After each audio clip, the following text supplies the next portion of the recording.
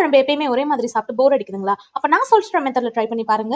கண்டிப்பா உங்களுக்கு போர் அடிக்காது. ரொம்ப டேஸ்டியாவும் இருக்கும். உடைச்சு ஊத்துன முட்டை குழம்பு எப்படி செய்றதுன்னு பார்க்கலாமா?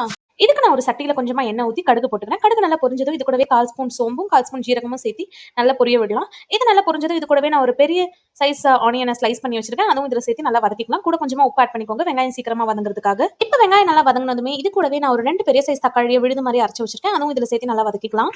வெங்காயமும் தக்காளியும் 5 நிமிஷம் நல்லா வதங்கிருச்சுங்க. இப்போ இந்த ஸ்டேஜ்ல மசாலாஸ் ஆட் பண்ணிக்க போறோம். நான் இன்னைக்கு 1 ஸ்பூன் மஞ்சள் தூள், 1/2 ஸ்பூன் காஷ்மீரி மிளகாய் தூள், 1 ஸ்பூன் கார மிளகாய் தூள், 2 ஸ்பூன் கொத்தமல்லி தூள், 1/4ல இருந்து 1/2 ஸ்பூன் கரம் மசாலா சேர்த்து கூடவே கொஞ்சமா பெப்பர் ஆட் பண்ணிக்கோங்க. சூப்பரா இருக்கும். இதெல்லாமே சேர்த்து நல்லா வதக்கிக்கோங்க. இது கூடவே கொஞ்சமா சீரகத்தூளும் சேர்த்து நல்லா வதக்கிக்கோங்க. வதக்கிட்டு கொஞ்சமா தண்ணி ஊத்திக்கோங்க.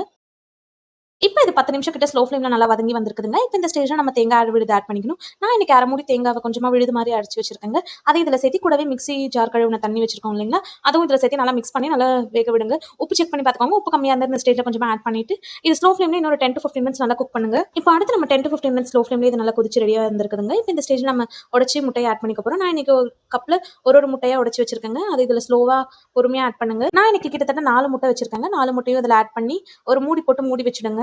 இதுல எதுவும் கிளற வேணாம். உங்களுக்கு வேணா இது மேல லைட்டா பெப்பர் தூவிக்கலாம். முட்டை மேல தூவிட்டு ஒரு லிட் போட்டு மூடி வச்சுடுங்க. ஒரு 10 மினிட்ஸ் கிட்ட ஸ்லோ ஃப்ளேம்லயே இது நல்லா இதாகணுங்க. அப்பதான் முட்டை வேகும். அவ்வளவுதான் மக்களே. இப்போ 10 மினிட்ஸ் கழிச்சு காட்டுறேன் பாருங்க. எவ்வளவு சூப்பரா வந்திருக்குது இல்லைங்களா? அவ்வளவுதான், உடைச்சு விட்டுன முட்டை குழம்பு ரெடி. கண்டிப்பா ட்ரை பண்ணி பார்த்துட்டு எப்படி இருக்குன்னு மறக்காம கமெண்ட்ல சொல்லுங்க. தேங்க்யூ ஃபார் வாட்சிங்.